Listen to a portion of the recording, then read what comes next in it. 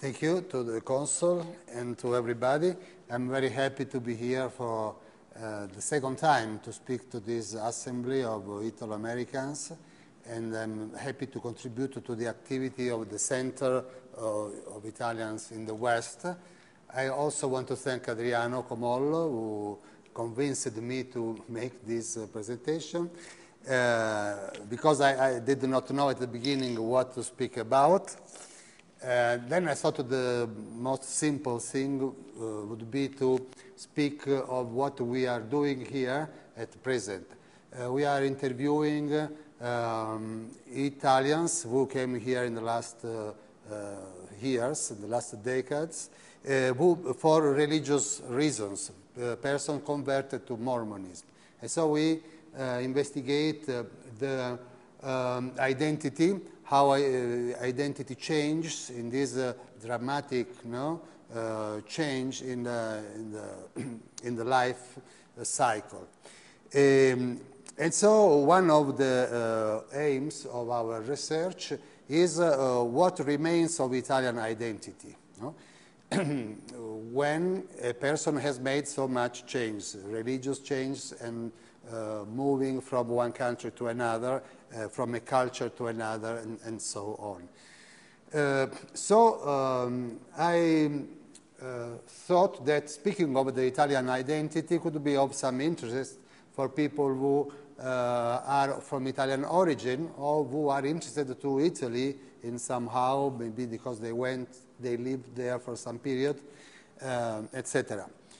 And if we speak of Italian identity, one theme that imposes is the role of Catholicism, of Catholic Church.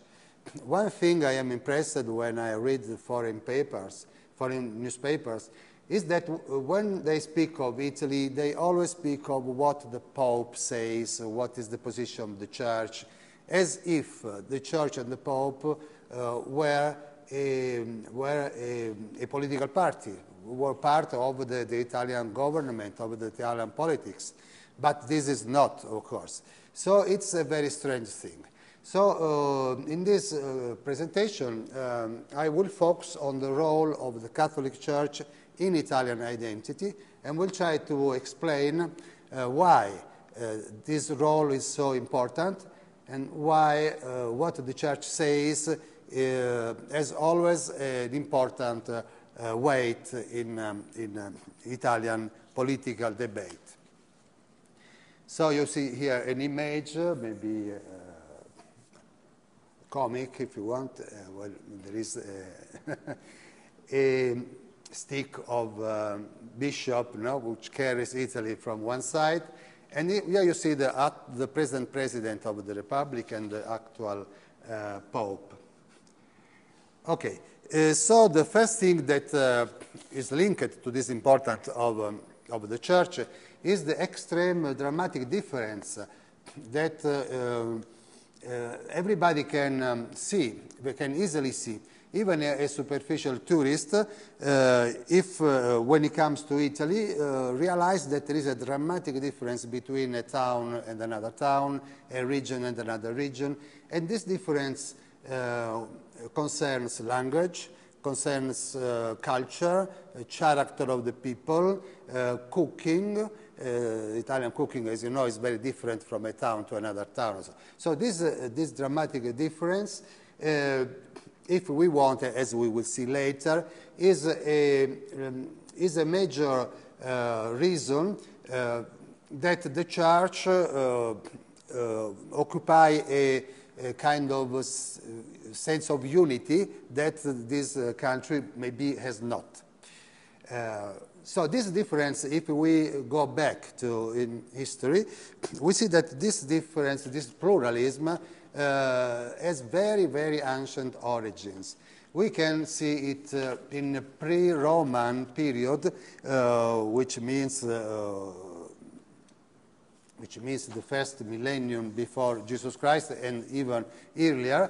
If we have a look at this map, we see that before Rome, before the unification of Italy, that as we will see will happen in the from the 3rd century before Christ.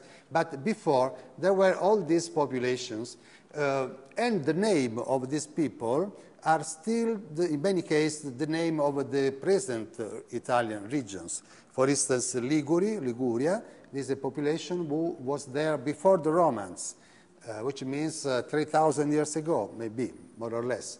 Or Veneti was a population that now gives origin to the Venezia, to the Veneto. Tuscia, the Tuscany, actual Tuscany, was a region populated by Etrusci and so on. I could go on. But if you read this column, you see many, many names that even today define and the scholars say that many characters of this pre-Roman, very ancient population have remained, for instance, in the character of the population. You know?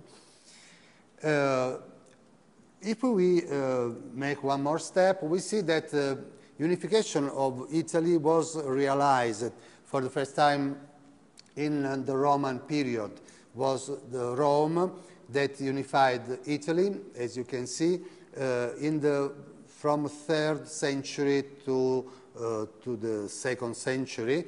And this unification of Italy lasts very, very long, for a very, very long period, 700 years under the Roman rule.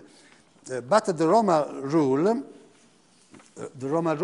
was not a cultural monopoly, because Rome made alliances with different towns, and so Rome guaranteed to this town their autonomy.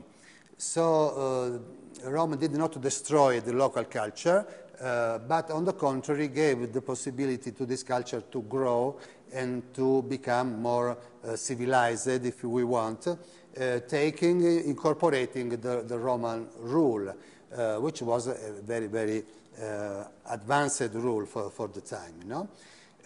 So we have these pacts that Rome makes with the different towns, and Rome also gives to the different Italian towns their characteristics, and we can find characteristic of the Roman period in many Italian towns.